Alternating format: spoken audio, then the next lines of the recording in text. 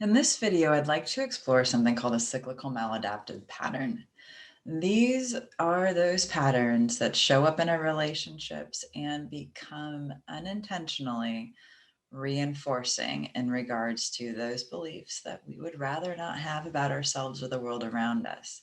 Those experiences of feeling unlovable, not good enough, like a failure, the anticipation of rejection. These are these underlying core self-beliefs that tend to frame our mind and our body and the way we navigate our world in moments of stress, anxiety, depression, and so many other painful emotional experiences. We've been talking a lot about how each moment in the present is defined by 90% of our past. Now, that's really critical to keep in mind because remember, our amygdala has little memory centers. And Amy is our fiercest warrior, maternal protector. She has our best interests at heart, and she remembers all the difficult things. That being said, we are hardwired to want to be in deep, safe connection with other people. Think about an infant when it's born and how vulnerable it is. An infant's secure attachment and healthy developmental trajectory relies upon loving, safe others. And if we don't have that as we're growing up, our brain starts to design and devise ways to manifest feelings of safety or security and, a way to survive. So we all have underlying expectations and desires for what we want to have happen. But when the amygdala gets involved, then that can start to play a role in how we anticipate or expect that other people will be treating us. We start telling stories. We've been talking a lot about those choose your own adventure experiences of doom that our amygdala loves to spin for us. And if you haven't watched the Healing Your Fear Brain series, I highly recommend it. It will take you into a deep dive in the amygdala. But for our purposes right now, we are meaning-making creatures. We are narrative-based. And if our brain has ever been taught or shown and our amygdala has encoded experiences about the self and the self-value in the world around us, we're unsafe, world is dangerous, we're unlovable, we're not good enough, all those core constructs, then we will start to create a framework through which we expect that people will treat us in the manner that we have learned in which we see our own meaning. So what that ultimately results on is our interpretation of other people's actions and behaviors becomes impacted and framed by our expectations of how people will treat us. And that's usually tied to this 90% of the past.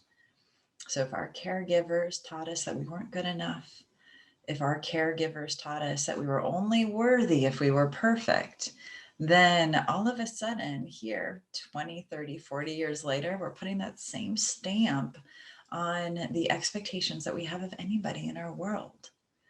So think about if you've had a moment where somebody's interacted with you and you started to feel an old pull of a less than preferable self-consideration. An interaction, and you started to think that person's judging me. That person doesn't like me. I can't trust that person. That person's going to betray me. Those are wonderful opportunities to step back and look at, is there a pattern from the past that is running itself right into your present moment?